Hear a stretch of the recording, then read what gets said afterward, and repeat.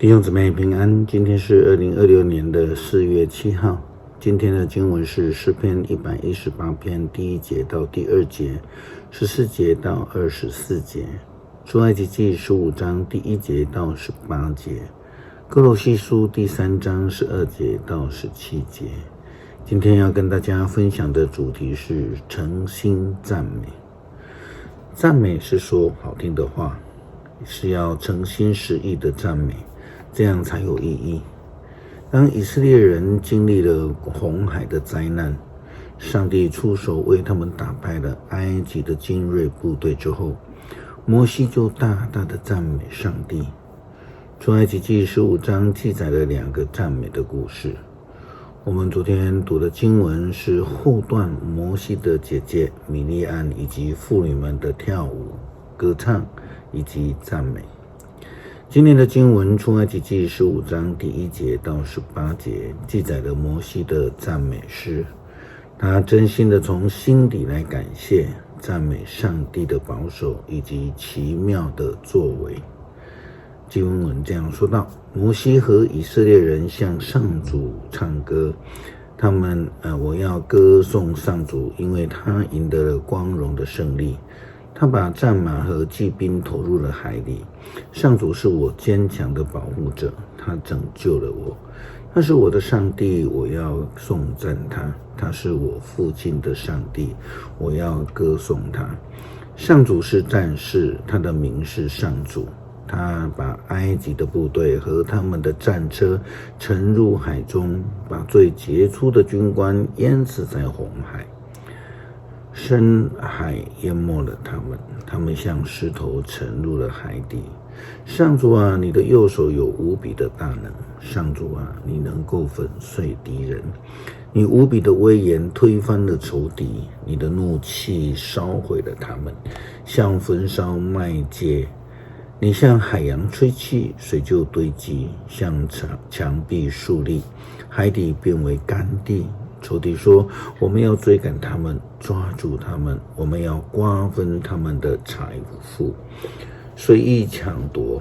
我要用刀剑毁灭他们。但是上主啊，你只吹一口气，埃及人就被淹死了。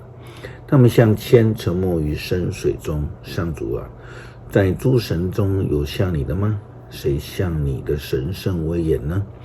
谁向你行神迹奇事？你伸出右手，大地就吞灭了仇敌。你以不变的爱带领你所拯救的子民，你以大能导引他们到你的圣地。万国听到了战栗惊惶，非利士人为恐惧而笼罩。以东的领袖害怕，摩押的英雄战斗，迦南的居民丧胆，恐惧和惊吓临到他们。上主啊，他们看见你的大能，他们怕得一筹莫展，等到你从奴役中拯救他们出来的子民，走过他们的面前。你带他们进到你的山，在那里你培植他们。那是你上主选择为居所的地方，有你自己所建立的圣所。上主啊，你要永永远远作王。基督徒的生命就是要如同被拣选的以色列人一样，要以感谢来进入他的院，要以称谢来成为我们的生命，因为上帝是我们的保守者，是我们在困境灾难当中唯一的依靠与指望。保罗在哥罗西书第3章12节到17节这样劝勉初代教会的基督徒，他这样说道：上帝爱你们，拣选你们做他的子民，所以你们要有怜悯、慈爱、谦逊、温柔和忍耐的心。有纠纷的时候要互相宽容，彼此饶恕。主怎么样饶恕你们，你们也要怎样饶恕别人。在这一切之上要加上爱，因为爱是联系一切德行的关键。